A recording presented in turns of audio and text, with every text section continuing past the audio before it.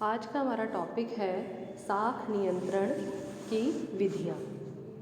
पिछले टॉपिक में हमने साख नियंत्रण क्या होता है, किसके द्वारा किया जाता है, इसके संबंध में पढ़ा था। आज का हमारा टॉपिक है मेथड्स ऑफ क्रेडिट कंट्रोल या इंस्ट्रूमेंट्स ऑफ क्रेडिट कंट्रोल, साख नियंत्रण की विधियाँ।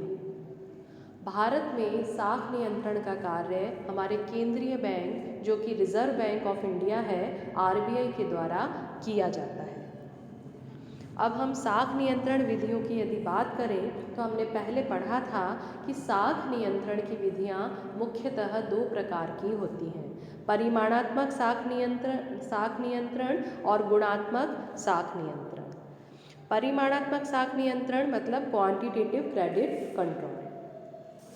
इन विधियों को सामान्य साख नियंत्रण विधियां भी कहा जाता है, जनरल क्रेडिट कंट्रोल मेथड्स भी इनको कहा जाता है। परिमाणात्मक साख नियंत्रण अथवा सामान्य साख नियंत्रण वे विधियां होती हैं जो साख की मात्रा को नियंत्रित करती हैं, अर्थात उनका उद्देश्य वॉल्यूम ऑफ क्रेडिट जो है उसका नियमन तथा नियंत्रण करना होता है।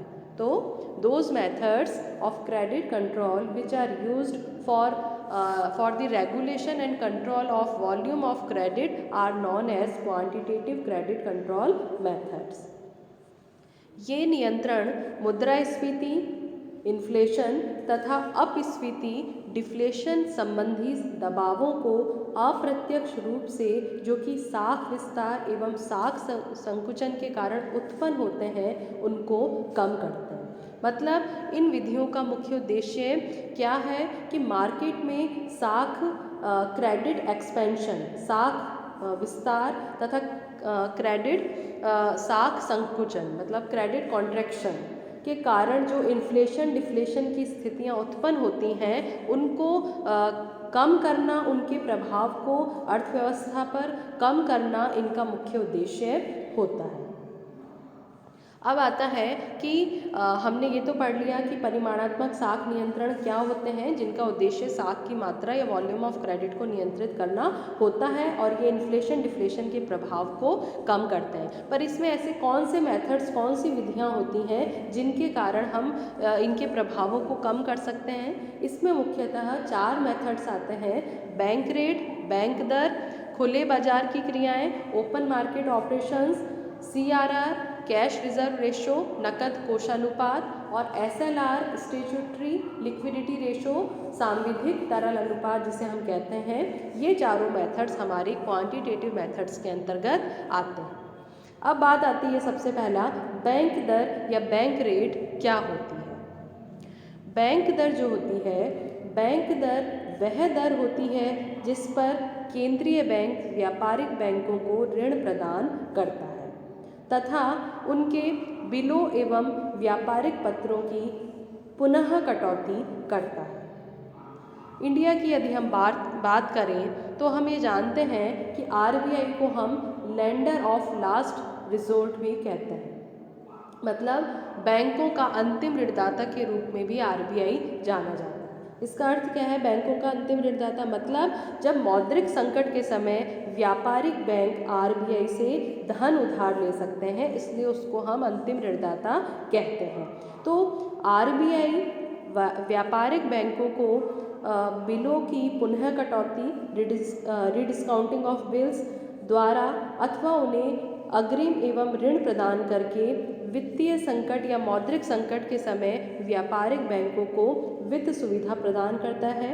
वो मौद्रिक संकट के समय भी हो सकता है और नॉर्मल कंडीशन में भी आरबीआई इनको रिडिस्काउंटिंग ऑफ बिल्स के द्वारा या लोन प्रोवाइड करके वित्तीय सुविधा प्रदान करता है। तो आरबीआई से जो धन उधार लेते हैं और जिस दर पर व्यापारिक बैंक आरबीआई से धन उधार लेते हैं उसको हम बैंक दर कहते हैं। इस बैंक दर में परिवर्तन करके आरबीआई बाजार में ब्याज दरों में परिवर्तन लाता है। कैसे? जैसे हम जानते हैं कि व्यापारिक बैंक तो ऋण लेते हैं आरबीआई से और साधारण जनता ऋण लेती है व्यापारिक बैंकों से। मतलब हम लेते हैं कमर्शियल बैंक से, कमर्शियल बैंक लेते हैं आरबीआई से। आरबीआई से जो वो लोन ले रहे हैं उस रेट जिस दर पर ले रहे हैं वो ऋण, उसको हम कहते हैं बैंक दर।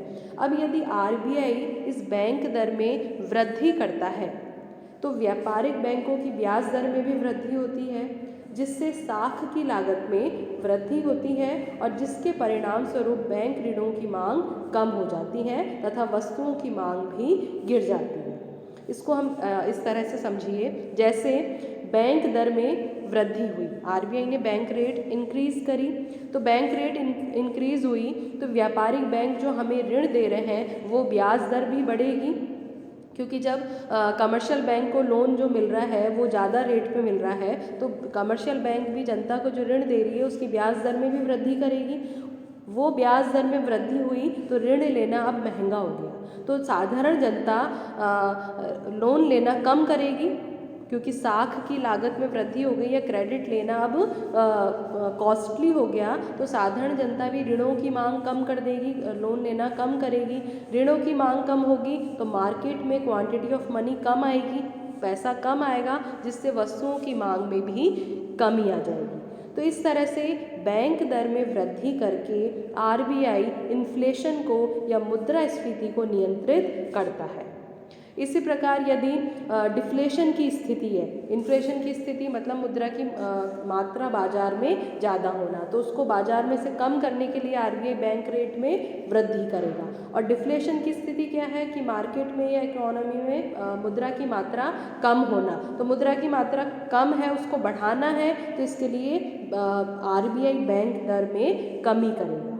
तो इन्फ्लेशन के केस में बैंक रेट इंक्रीज होगी और डिफ्लेशन के केस में बैंक दर कम होगी, और कम करके मुद्रा की पूर्ति को मार्केट में बढ़ाया जा सकता है।